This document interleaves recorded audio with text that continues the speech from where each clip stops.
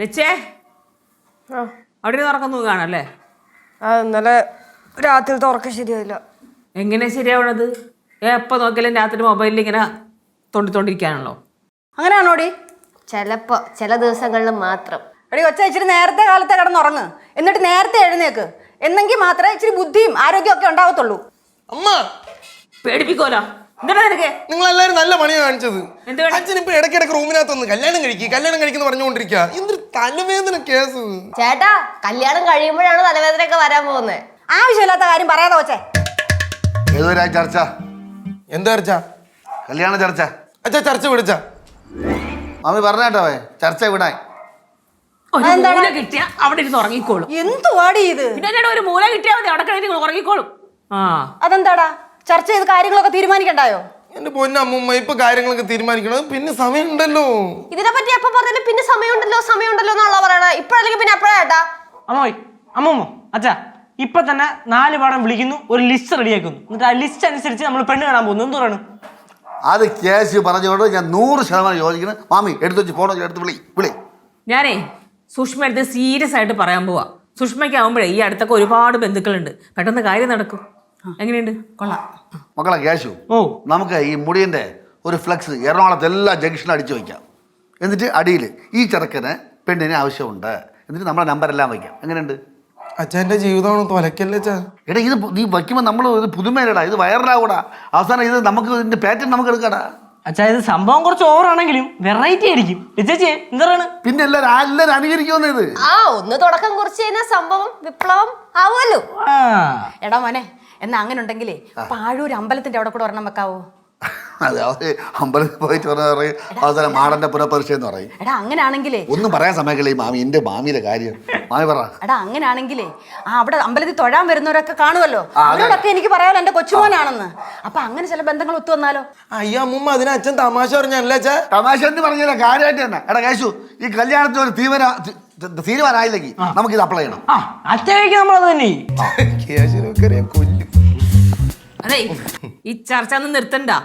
കുറെ നേരം തുടങ്ങിയിട്ട് എത്രയും പെട്ടെന്ന് ഇതിനൊരു തീരുമാനം കണ്ടെത്തിയിട്ട് അവനെ കല്യാണം നടത്താൻ തോന്നുന്നു. എടാ, നിന്റെ കല്യാണം നടക്കാത്തത് ഞാൻ കാരണം അവിടെ എല്ലാവരും പറയണേ. അമ്മ വീടിക്കടാ, കാര്യം പറയണ്ടേ? അപ്പൊ അവിടെ എത്രയും പെട്ടെന്ന് നിന്റെ കല്യാണം നടത്താൻ നോക്ക്. ഏത് പെണ്ണെന്ന് വെച്ചാൽ കണ്ടുപിടിക്കും.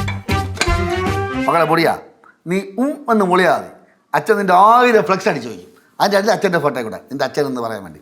ഇത് അവൻ്റെ അച്ഛൻ. ഇത് ദൈവമേ, ലോകത്താർക്ക് ഇതുപോലത്തെ അച്ഛനെ കൊടുക്കല്ലോ. ചേട്ടാ വാട്ടോ, സംസാരിച്ചിട്ട് പോവാ ചേട്ടോ.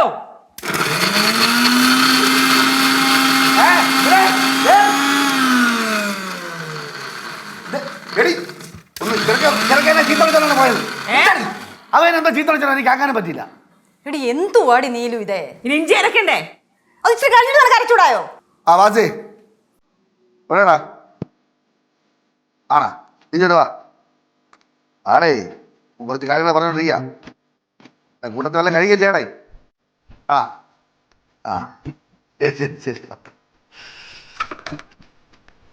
അരച്ചു തന്നാ കുട്ടിപ്പാട്ടുകാരെ തേടി ടോപ്പ് സിംഗർ ഓഡിഷൻ UAE. 8 നും 15 ഇടയിൽ പ്രായമുള്ള കുട്ടികൾക്ക് ഓഡിഷനിൽ പങ്കെടുക്കാം. ഓഡിഷനിൽ അസാമാന്യ പ്രകടനം കാഴ്ചവെക്കുന്നവർക്ക് ടോപ്പ് സിംഗർ ഗ്രാൻഡ് ഫിനാലയിൽ പങ്കെടുക്കാൻ അവസരം. പ്രവേശനം സൗജന്യം. രജിസ്റ്റർ ചെയ്യാൻ ഉടൻ വിളിക്കൂ. +971 5263 10876.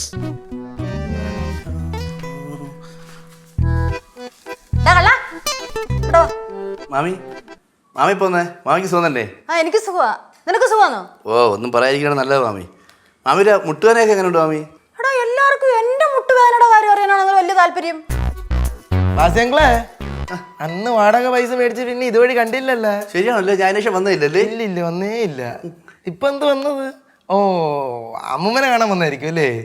അമ്മൂമ്മയെ കാണാൻ വന്നത്. അതുകൊണ്ട് മാമി അങ്ങ് ഒരുമാതിരി ആയിപ്പോയില്ലേ, വയസ്സായതുപോലെ. അതങ്ങനെ ആഹാരമൊന്നും കഴിക്കൂലല്ലോ. നേരെ ഒത്തു കൊടുക്കുമ്പോഴത്തേക്ക് അങ്ങ് വെളിയിലോട്ട് ഇറങ്ങി ഓടയല്ലേ, പറമ്പിലോട്ട്. ആ വാസിയേ, അളിയാ ഡേയ്, നിനക്കല്ലേ ഭയങ്കര ആഗ്രഹം മാമയെ കാണണമെന്ന്. അതുകൊണ്ട് ഞാൻ വിളിച്ച് വരുത്തിയാണ്. കൺകുളൊക്കെ കാണും. അച്ഛാ, വാസ്യങ്ങള് പറയണേ അമ്മൂമ്മ എന്തിരോ പോലെ ആയിപ്പോയെന്ന്. ആണോ അണ്ണാ? ഇനിയിപ്പൊ എന്തിനോ പോലൊക്കെ ആവോടെ, വയസ്സായില്ലയോ? വയസ്സായി. മാമിക്ക് എത്ര വയസ്സായി മാമി? എന്റെ വയസ്സ് നീ എന്തിനാണ് അറിയുന്നേ? മാമിയുടെ വയസ്സ് പറഞ്ഞില്ലെങ്കിലും കുഴപ്പമില്ല, ബർത്ത്ഡേ അറിഞ്ഞില്ലെങ്കിലും കുഴപ്പമില്ല. പക്ഷെ നമ്മളവിടെ വരും, പഴയതുപോലെ ഒരുമിച്ച് പടവലത്ത് മാമിയുടെ ബർത്ത്ഡേ ആഘോഷിക്കും. ഞാനൊന്നും പറയുന്നില്ല. നീ ഒരു ബർത്ത്ഡേക്ക് അവിടെ വന്നിട്ടേ കാണിച്ചു കൂട്ടൊന്നും ഞാൻ മറന്നുപോയിട്ടൊന്നും ഇല്ല. മാമിയുടെ ബർത്ത്ഡേക്ക് വിളിച്ചില്ലെങ്കിലും കുഴപ്പമില്ല, മാമിയുടെ ആണ്ടിനെങ്കിലും ഞാൻ വന്നിരിക്കും. എന്താടാ ചേടടിച്ചാൻ പൊളിക്കും കേട്ടാ.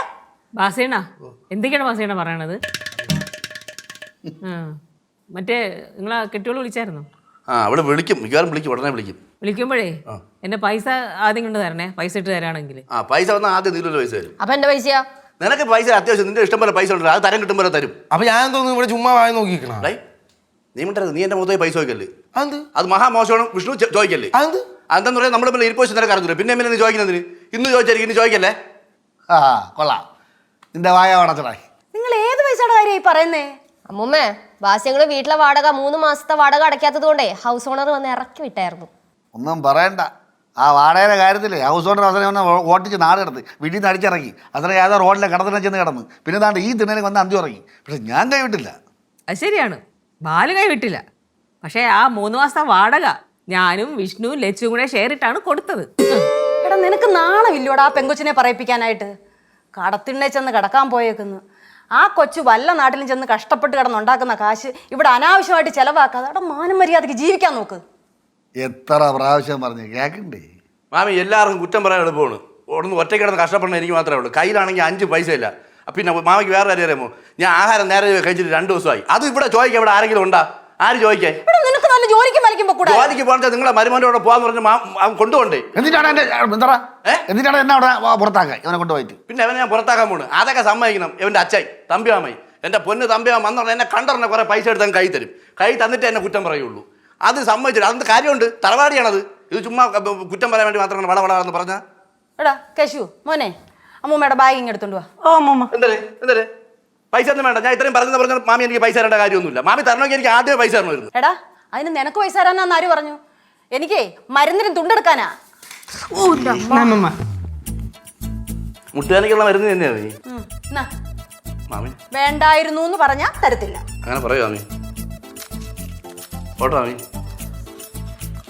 ഓട്ടാളിയാ. ഡാ ദാണ്ടെ എന്റെ കൊച്ചുങ്ങളുടെ പൈസ കൃത്യമായിട്ട് കൊണ്ട് കൊടുത്തില്ലെങ്കിൽ അത് കൊടുക്കും.